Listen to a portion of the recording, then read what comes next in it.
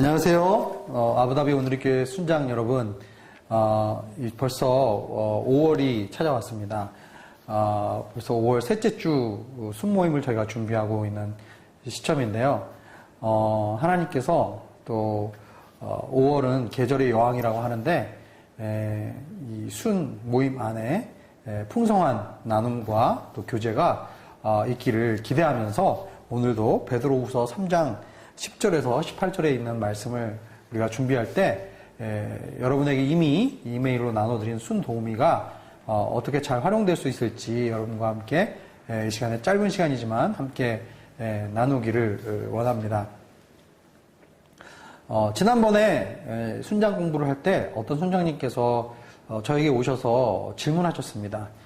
순모임의 목적이 뭡니까? 성경 공부입니까? 나눔입니까? 예배입니까? 교제입니까? 이렇게 물어보시는 순장님이 있었습니다. 그래서 저는 성경 말씀을 통한 교제라고 말씀을 드렸습니다. 성경 말씀을 나눔으로써 우리가 함께 주 안에서 교제하는 모임이다 라고 순모임에 대해서 짧게 정의를 드렸습니다. 순모임을 통해서 우리는 식사를 할 수도 있고요. 순모임을 통해서 우리는 게임도 할 수 있고요. 순모임을 통해서 또 중보기도를 통해서 또 교제를 나눌 수도 있고 여러 가지로 우리는 순모임을 모이면 교제를 할 수가 있습니다. 그러나 이 순모임은 단순히 이러한 다양한 것들로 교제를 물론 할 수도 있지만 중요한 것은 하나님의 말씀을 통해서 우리의 삶을 비춰보고 그리고 그 안에서 우리가 함께 나누고 함께 교제가 일어날 때 우리에게 영적인 성장과 성숙이 일어날 수 있다고 믿는 것입니다. 그래서 식사를 할 때도 있고 또 같이 아우팅을 나갈 때도 있고 또 게임을 할 수도 있습니다. 그러나 순모임의 가장 중요한 부분은 말씀 안에서 영적으로 서로 나누고 교제하는 것이 반드시 순모임에 있어야 한다는 것이죠. 이것이 없이는 아무리 인간적인 교제라든지 인간적인 나눔들이 있을 수 있지만은 그러나 그것이 영적인 하나님 안에서의 참다운 교제로 연결되어지지 않기 때문에 결국은 목마름이 있게 되는 것이고요. 결국은 이제 시간이 흘러지면 어쩔 수 없이 시들어질 수밖에 없는 그러한 약점들이 있습니다. 그러나 하나님의 말씀을 묵상하고 그리고 나눔을 한다는 것은 그 안에서 서로가 정말 공감도 일어날 수 있고 영적인 어떤 힐링도 일어날 수 있고 또 영적인 어떤 꾸짖음이나 아니면 책망 같은 것들도 물론 직접적으로 책망을 한다는 얘기는 아니지만 그 교훈을 통해서 나에게 인생의 이러한 가르침들을 받을 수 있는 그러한 영적 선장의 계기가 될 수 있다라는 것입니다. 그래서 순모임에는 항상 말씀을 묵상하고 그리고 그 말씀을 나누고 삶을 통해서 나누고 그리고 그 말씀을 어떻게 우리 삶 가운데서 실천할 수 있을 것인가 이런 부분들에 대해서 순모임 안에서 반드시 우리가 나눠야 할 것으로 생각합니다. 순장의 역할은 결국은 내가 이 성경 공부를 잘 성경 공부의 지식을 전달해서 결국은 이 지식을 통해서 사람들을 내가 변화시키는 그러한 선생의 역할이 아니라 어떻게 보면 이 순장의 역할은 말씀의 내용들을 잘 그 순원들에게 주지시키고 그리고 그 말씀을 통해서 순원들이 잘 삶에서 그 말씀을 서로 나누고 대화하고 또한 그 말씀을 통해서 서로가 교제하면서 영적인 어떠한 그러한 교제들이 일어날 수 있도록 촉매의 역할을 하는 것이 순장의 역할이라고 할 수 있습니다. 그렇기 때문에 순장의 역할 중에는 순원들에게 말씀에 대해서 설명을 해야 될 필요도 있습니다. 어떨 때는 이 말씀이 어떠한 내용들을 지금 얘기하고 있는지에 대해서 맥락을 잡아줘야 될 필요도 있고요. 어떨 때는 결론을 순장이 내려줘야 될 때도 있습니다. 그러나 그것이 순장의 역할의 주 목적은 아닙니다. 순장의 역할은 각 순원들이 그 말씀을 깊이 있게 묵상할 수 있도록 도와주고 그리고 그 묵상한 말씀을 함께 삶에서 나눌 수 있도록 질문도 던져주고 또 예시로 먼저 나눔도 해주고 그리고 이제 안 하고 있는 참여하지 않고 있는 또 순원들을 격려함으로써 이렇게 순원들이 그 순모임을 통해서 말씀을 묵상하고 나누고 또한 그 말씀 가운데서 함께 적용점을 찾고 기도하는 그러한 어떻게 보면 가장 기초적이면서도 제일 중요한 영성 훈련의 과정을 함께 이끌어갈 수 있는 그러한 리더십의 역할이 되어야 된다라고 생각합니다. 그래서 여러분들이 제가 이렇게 찍어드리는 영상을 보시기 전에 미리 여러분에게 이메일로 전달된 바로 이 순도우미를 한두 차례 읽어서 내용을 먼저 머리에 숙지하고 계시면 좋겠습니다. 그리고 순모임을 준비할 때는 이 순도우미에 있는 내용을 가지고 과연 내가 이 순모임에서 말씀을 어떻게 함께 나누면서 그 말씀 안에서 교제할 수 있을 것인가, 이런 부분들을 많이 고민하시면서 이제 순모임을 준비하셨으면 좋겠습니다. 오늘 말씀은 베드로후서 3장 이제 10절에서 18절 말씀을 우리가 함께 나누겠습니다. 저희는 지난 주부터 계속 베드로전서와 베드로후서를 지금 공부하고 있는데요. 베드로전서는 흩어져 있는 이 소아시아에 흩어져 있는 성도들에게, 특별히 초대 교회 시절에 로마 제국의 어떤 핍박과 환난 가운데서 있는 성도들에게 어떻게 그리스도인으로서 이 핍박을 이제 바라봐야 할 것인가, 핍박을 어떻게 실제적으로 대처할 수 있을 것인가, 어떻게 우리가 이 고난과 역경과 핍박 속에서 믿는 자로서 살아갈 수 있을 것인가, 이러한 굉장히 어떻게 보면 중요하고도 굉장히 심각한 그러한 주제를 가지고 말씀을 나누었습니다. 그리고 이제 베드로 후서는 이러한 초대교회 그리스도인 성도님들이 받는 이러한 영적인 고난과 역경과 어려움과는 달리 초대교회 안에서 정말 그들에게 거짓 교사들이 이제 교회 내에 생기게 되었다는 것이죠. 특별히 이 베드로후서에 나오는 거짓 교사들은 어떠한 특성을 가지고 있습니까? 먼저 성경의 권위에 대해서 의문을 제기하는 사람들인 것이죠. 그리고 성경에 대해서 이것이 하나님의 말씀이라고 믿지 않는 것입니다. 두 번째는 현실론자들입니다. 특별히 종말론에 근거해서 주님께서 다시 오시지 않을 것이다 라고 이야기를 합니다. 왜 그렇습니까? 지금 오늘 우리가 읽은 베드로후서 3장의 내용을 보면은 우리가 살아가고 있는 이 세상을 바라봤을 때 특별하게 이 세상이 변화된 것이 보이지 않는다. 그리고 주님이 분명히 반드시 다시 곧 오시겠다고 약속했는데 지금 어떤 징조라든지 어떤 변화의 조짐이 보이지 않는다. 현실적으로 봤을 때 예수님이 다시 오시는 것이 맞느냐, 이렇게 이야기를 하는 것이죠. 그리고 세 번째로 이 거짓 교사들은 어떻게 얘기합니까? 예수님이 다시 오시지 않을 것이고, 그리고 성경이 얘기하는 것은 어떻게 보면은 이상주의적인 그러한 말씀에 불과하기 때문에, 그래서 그것을 심각하게 받아들일 필요가 없다라는 것이죠. 그리고 우리가 때때로 살아가면서 술도 해야 하고, 또 때때로는 우리가 접대도 해야 하고, 때때로는 우리가 쾌락을 누릴 때는 또 누려주기도 해야 하고, 그렇기 때문에 우리는 이 세상에서 이렇게 살아가면서 적당하게 말씀과 우리 삶을 타협하면서 살아갈 수 있다라고 얘기하는 거예요. 너무 신앙만 얘기하지 말라라고 우리에게 계속 이제 우리를 미혹에 빠지게 하고 말씀의 진리 가운데로 가지 못하게 하는 그러한 거짓 교사들이 있다라는 것을 이제 베드로 사도는 이야기하고 있는 것입니다. 그래서 오늘 여러분 나눠드린 이쪽에 보면 배경 이야기가 나와 있습니다. 제가 지금 말씀드린 내용들이 바로 이 배경 이야기에 있는 내용을 제가 이제 말씀을 드린 것입니다.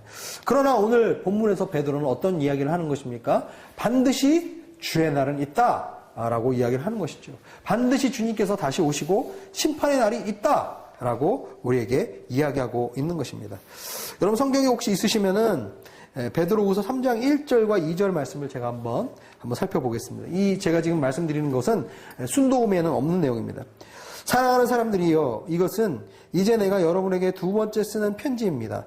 나는 이 두 편지로 여러분의 진실한 마음을 일깨워 생각나게 하므로 거룩한 예언자들이 미리 예언한 말씀들과 주 대신 구주께서 여러분의 사도들을 통해 주신 계명을 기억하게 하려고 합니다. 라고 이야기합니다. 여러분, 이 베드로후서를 쓴 목적에 대해서 베드로 사도는 지금 이렇게 이야기하고 있습니다. 이것은 두 번째로 쓴 편지다. 나는 이 두 개의 편지로 여러분의 마음 가운데 진실한 마음을 다시 한번 새롭게 하기를 원한다. 진실한 마음을 일깨워 주기를 원한다라는 거예요. 베드로는 이 말씀을 쓴 목적이 여러분의 지식을 키우기 위해서라고 얘기하고 있지 않습니다. 어떻게 사역을 해야 될지 노하우에 대해서 여러분에게 이 노하우를 전수하기 위한 것이 아니라고 얘기하고 있어요. 결국은 말씀을 통해서 말씀을 읽고 말씀을 묵상하고 말씀을 통해서 교제를 나눌 때 결국은 우리의 마음의 태도가 어떠해야 하는가? 우리의 마음이 정말 더욱더 깨끗해지는가? 우리의 마음이 하나님 편에서 더 우리의 옳은 동기로 우리가 하루하루 신앙생활을 감당하게 되는가? 여러분의 진실한 마음을 일깨우기 위한 것이다 라고 이 기록의 목적을 이야기하고 있습니다. 그래서 결국은 이렇게 진실한 마음이 우리 가운데 일깨워질 때 2절에 보면 예언자들이 미리 예언한 말씀들과 주되신 구주께서 여러분의 사도들을 통해 주신 계명을 기억나게 해 주실 것입니다. 이렇게 얘기하고 있어요. 결국은 우리의 마음이 깨끗하게 바뀌어지고 진실한 마음으로 일깨워질 때 결국은 우리에게 말씀하여 주셨던 그 예언의 구약의 예언의 말씀들 그리고 사도들을 통해서 말씀하여 주신 이 신약의 말씀들이 우리로 하여금 계명이 기억이 나고 이것이 우리의 마음속에 이제 이렇게 간직하게 되어진다. 라는 것을 지금 말씀하고 있는 것입니다. 결국 베드로후서의 이 모든 거짓 교사들과 종말에 대한 문제들과 또 도덕적인 삶에 대한 이 모든 베드로 이 후서의 이 모든 문제들의 핵심은 뭐냐? 결국 말씀을 통해서 우리의 마음이 진실하게 하나님 앞에 다시 일깨움을 받아야 한다. 그리고 우리의 마음의 태도가 우리의 마음이 주님 앞에 겸손한 마음, 또 주님 앞에 깨끗한 마음, 주님 앞에 순종하고자 하는 마음, 이러한 마음으로 우리의 마음이 변화되어질 때 결국은 그 말씀이 기억이 나고 그 계명이 우리의 마음 속에 이제 이제 가로새겨진다는 것이죠. 그럴 때 우리 삶 가운데 진정한 변화들이 일어난다는 거예요. 그런데 이 거짓 교사들은 이 말씀을 순수하게 받아서 그 말씀을 순종하고 그 말씀을 정말 진실하게 대면하고 그래서 그 말씀대로 살아가려고 하는 것이 아니라 오히려 현실 때문에 이 말씀을 밀어내고 나의 삶의 상황 때문에 이 말씀을 밀어내고 나의 논리나 나의 생각이나 이런 것에 맞지 않는다면 이 말씀을 나의 논리와 생각으로 그것을 풀어서 여기 베드로 후서에 보면 말씀을 사사로이 푸는 것에 대해서 이야기하고 있어요.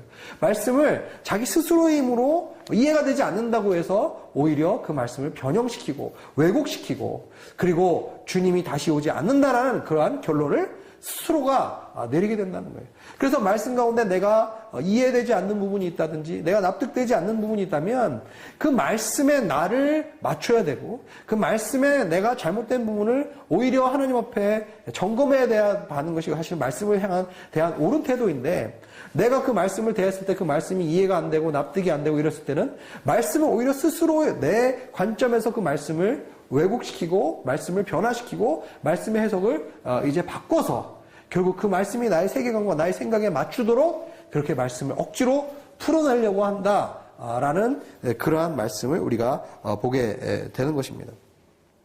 여러분, 이 세상이 결국은 이 마지막 때가 되면 결국은 하나님의 말씀으로 계속적으로 지금 7절에 보면 베드로후서 3장 7절에 보면 현재의 하늘과 땅은 하나님의 말씀에 의해서 계속 간수되고 있다라고 이야기하고 있습니다. 그리고 결국은 이 하나님의 말씀에 의해서 보존된다라는 것을 주님께서 계속 말씀하고 있는 것입니다. 결국은 우리가 베드로후서 3장의 저는 핵심은 말씀에 대한 우리의 태도가 어떠한가? 왜 하나님은 우리의 심판의 때 마지막 때를 준비하셨는가? 결국 우리가 말씀대로 그동안 살아왔는가? 말씀 앞에 우리의 마음의 태도는 어떠한가? 그리고 말씀을 정말 그것이 약속이 이루어질 것이라는 것을 우리가 믿고 정말 그것을 따르며 순종하면서 말씀 앞에 나를 계속 비춰보는 삶을 살아가고 있는가? 이것이 결국은 우리에게 키라고 얘기할 수가 있는 것입니다. 베드로서 3장 13절에 보면은 이제 마지막 주의 날이 임해서 모든 하늘과 땅이 해체가 되고 새 하늘과 새 땅으로 바뀌어지는 그러한 일들이 있습니다. 그러나 13절에 보면 그러나 우리는 그의 약속대로 의가 지배하는 새 하늘과 새 땅을 봅니다. 이렇게 얘기합니다. 그러니까 원래 이 말씀 그대로 믿지 않았던 사람들은 이 세상을 봐라. 이 세상이 지금 이렇게 변화되고 있지 않은데 어떻게 예수님이 다시 오실 수 있단 말인가? 라고 이야기를 합니다. 그런데 베드로 사도는 뭐라고 얘기합니까? 말씀 때문에 이 세상이 지금 계속 원래는 하나님의 말씀에 의해서 이 세상이 창조가 되었고 그리고 땅에서 물이 분리가 되었고 그리고 이 말씀 때문에 이 세상이 보존되고 있다라고 얘기하고 있어요. 그런데 마지막 새 하늘과 새 땅이 되고 주의 날이 왔을 때 이제 심판의 날이 다가왔을 때도 결국 의의 말씀이 이 세상을 붙들고 있고 이 세상을 지배하고 있다라는 거예요. 새하늘과 새 땅도 우리가 보기에는 굉장히 새로운 세계, 어떻게 보면 놀라운 그러한 변화로 우리가 이해할 수 있습니다. 그러나 하나님의 진리는 똑같다라는 거예요. 하나님의 약속은 계속적으로 과거에도 하나님이 이 말씀으로 이 세상을 지배하고 계셨고, 그리고 새하늘과 새 땅이 왔을 때도 하나님의 말씀, 하나님의 의가 지배하는 그러한 세상이 바로 새하늘과 새 땅이다라고 우리에게 이야기해 주고 있는 것입니다. 그렇기 때문에 우리는 그 하나님의 말씀에 대해서, 하나님의 말씀의 약속에 대해서 결국은 우리가 그것을 사모하고 기다리고, 그리고 그 말씀 앞에 우리를 경건하게 우리를 비춰보고 그렇게 살아가야 한다라는 것을 우리가 말씀해 주고 있는 것입니다. 그래서 본문 연구 1번, 2번, 3번을 여러분 쭉 읽어보시면 제가 말씀드리는 맥락에 따라서 한번 본문 연구를 다시 한번 읽어보시고요. 적용을 보시면은 적용에 두 가지 오늘 이제 순모임에서 적용 문제가 나옵니다. 그런데 적용을 바로 본격적으로 이제 순장님들 가운데서 나누시는 분들이 있어요. 근데 중요한 것은 사실은 본문 연구 1, 2, 3을 여러 차례 읽어본 다음에 수련들과 묵상 포인트를 가지고 함께 그 말씀 가운데서 깨달아진 부분들, 말씀 가운데서 우리가 나누고 싶은 부분들을 함께 나의 삶과 관련돼서 먼저 나누는 것이 필요합니다. 충분히 이 말씀을 묵상하고 그 다음에 말씀의 뜻을 이해시켜주고 그 말씀을 우리 삶 가운데서 어떻게 바라볼 것인가, 이러한 시간들을 충분히 갖는 것이 중요해요.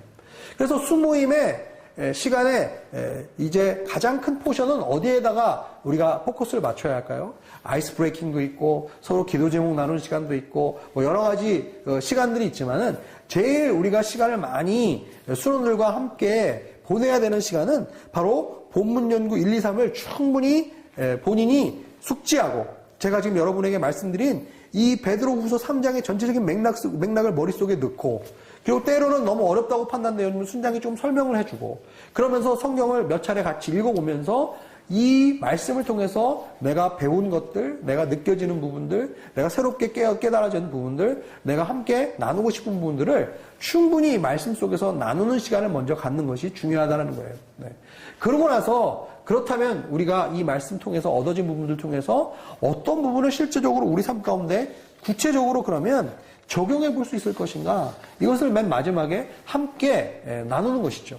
그래서 보통 우리가 순도움에 보면 적용 질문을 두 가지를 여러분에게 드리게 됩니다. 그런데 이 적용 질문을 두 가지 다 나눌 수도 있고요. 그러나 이 적용 질문 중에서 중요하다고 생각되는 것 하나를 가지고 구체적으로 어떻게 적용할 것인가를 여러분이 함께 나누시는 것도 굉장히 유익한 시간이 될 수가 있는 것입니다. 첫 번째 적용 질문은 주의 날이 갑자기 임할까봐 두렵다면 무엇 때문인가요? 혹시 이 땅에서 잃게 될 것이 아깝거나 구원의 확신이 없기 때문은 아닌지 점검해 보세요. 하나님이 왜 우리에게 심판을 이렇게 오랫동안 유보하고 계십니까? 하나님이 왜 이 세상에 다시 오시겠다고 약속하셨음에도 불구하고 아직까지 주님께서는 오고 계시지 않습니까? 주님은 하루가 천년 같고 천년이 하루 같다라고 이야기해 주고 계십니다. 우리 인간에게 있어서 천년은 굉장히 긴 시간이지만 하나님은 그것을 하루처럼 기다리고 계시다라는 거예요. 끝까지 하나님은 인내하고 한 영혼이라도 회개에 이르기를 원하시기 때문에, 그래서 심판이 우리에게 지금 당면하게 바로 일어나고 있지 않은 것은 하나님이 약속을 지키시지 않는 것이 아니라 우리에 대한 인자와 자비와 긍휼이 풍성하기 때문이다라는 말씀입니다. 그러면 이것을 통해서 우리는 어떠한 느낌이 듭니까? 너무 고맙다, 너무 하나님의 사랑이 크다, 너무 은혜다, 이렇게 우리가 한편으로 느낄 수 있지만은 또 한편으로는 굉장히 우리 마음속에 두려움을 느껴야 할 것입니다. 하나님 오랫동안 우리를 기다리신다는 것은 결국은 오랫동안 한 사람을 지켜보고 오랫동안 그 한 사람과 교제하면은 결국은 우리가 무엇을 알게 되죠? 그 사람 안에 진짜 무엇이 있는가를 알게 됩니다. 결국은 오랫동안 기다리면 기다릴수록 하나님의 구원의 은혜가 큰 것도 사실이지만, 그러나 오랫동안 기다리면 기다릴수록 또한 우리에게는 두려움과 무서움이, 하나님을 경외함이 반드시 따라와야 한다라는 거예요. 결국은 우리 안에 하나님은 충분히 우리를 지켜보고 우리를 벌 주시고 심판할 때는 반드시 그 근거가 있다라는 거예요. 그냥 홧김에 한번 잘못했음에도 불구하고 그 사람 벌 주는 것이 아니라 그 사람의 동기, 생각, 그 사람의 삶의 여정, 그 사람의 삶의 모든 과정을 주님께서 우리를 통해서 지켜보고 계신다라는 거예요. 그래서 새하늘과 새 땅은 하나님의 의가 지배하는 세상이다. 이 세상이 그동안 계속 유지되는 것도 하나님의 말씀에 의해서 이 세상이 계속 유지되고 있다. 결국은 하나님은 우리를 지켜보고 계시고, 그리고 그 말씀을 통해서 반드시 그 말씀을 이루시고, 그리고 그 말씀이 반드시 이루어진다라고 성경은 얘기하고 있어요. 그런데 우리에게는 기회가 있고, 우리에게는 어떤 일정한 시간이 있고, 그리고 그 시간 안에 하나님은 충분히 우리에게 기회를 주고 계시다라는 것입니다. 결국 우리의 모든 동기와 우리의 모든 삶과 우리의 모든 생각과 우리의 모든 그동안의 삶의 여정들이 결국은 다 주님 앞에서 드러나게 되게 될 것이라는 것이죠. 이것은 우리에게 굉장히 큰 은혜가 되는 말씀이면서 반드시 동시에는 우리 굉장히 두려운 그러한 것이 아닐 수가 없습니다. 그래서 어떻게 보면 이 세상에 있는 삶이 모든 것이라고 생각하고, 순도음에 나온 것처럼 그냥 그러한 개념으로 살아간다고 한다면 이 세상은 굉장히 어떻게 보면 더덥고 불공평한 그런 세상일 수가 있습니다. 그러나 새하늘과 새 땅의 관점에서, 하나님의 심판의 관점에서, 하나님의 결국은 큰 그림의 관점에서, 영원의 관점에서 우리의 삶을 바라보게 될 때 우리가 왜 살아가는지, 우리의 삶의 순간순간을 어떻게 살아가야 하는지, 우리가 어떠한 마음가짐으로 살아가야 하는지, 이런 부분들을 우리가 다시 한번 깨달을 수 있게 되는 계기가 될 수 있다라고 생각이 듭니다. 그래서 주의 날이 임했을 때 우리는 두려워하는 마음이 있는가? 아니면 우리 마음 안에 어떤 마음이 있는가? 마지막 때라는 것이 반드시 있다는 것을 믿는가? 이러한 부분에 대한 순원들의 생각을 한번 나눠보면 좋겠습니다. 그리고 결국 우리가 이 마지막 때를 생각할 때 어떻게 우리가 준비할 수 있을까? 마지막 때를 대비해서 우리는 어떤 마음을 가지면서 살아갈 수 있을까? 그리고 마지막 때를 우리가 기억하면서 하나님 앞에 결국은 내가 지금 내려놔야 하는 부분들, 내가 지금 포기해야 되는 부분들, 내가 아니면 더 붙잡아야 되는 부분들이 무엇인지를 한번 구체적으로 한번 순에서 나눠보는 것도 좋을 것 같습니다. 두 번째로, 잘 이해되지 않는 성경 말씀 때문에 답답하고 절망했던 적이 있나요? 그런 경우에는 어떻게 했고 어떻게 하는 것이 바람직할까요? 베드로후서 뒤에 부분에 보면은 결국은 말씀에 대해서 무식하고 또 굳세지 못한 사람들은 성경들을 이것저것 억지로 풀다가 스스로 멸망에 이르고 있다라는 이 말씀을 아마 근거로 해서 이 적용을 얘기한 것 같습니다. 제가 아까 처음에 말씀드린 것처럼 베드로후서 3장은 말씀에 대한 우리의 태도가 어떠해야 되는가가 굉장히 중요한 부분이라고 말씀드렸어요.